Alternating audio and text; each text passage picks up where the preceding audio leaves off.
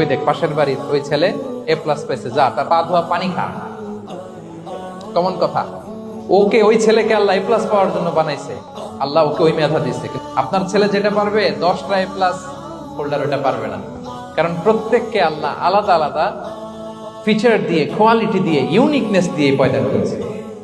এজন্য কম্পেয়ার করবেন না কারোর সাথে, কারোর সাথে কম্পেয়ার করবেন না। ও এ প্লাস পাইছে, ও সফল হয়েছে, ওর চাকচিক্য, ওইটা দেখেই হ্যাপি হবেন না। এই চাকচিক্যটাই তার পুরো লাইফ না। মানুষ যেটা শেয়ার করে ফেসবুকে, এটা হচ্ছে রিল। লাইফের কি রিল বুঝেন তো না? সবাই বুঝেন মাশাআল্লাহ। Highlighted reel.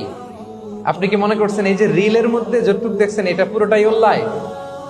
আরে ভাই, ওরও অনেক কষ্ট আছে, ওরও অনেক ব্যর্থতা আছে, ফেলিওর আছে, ওইটা ও ঢেকে রাখে, ওটা তো প্রকাশ করে না।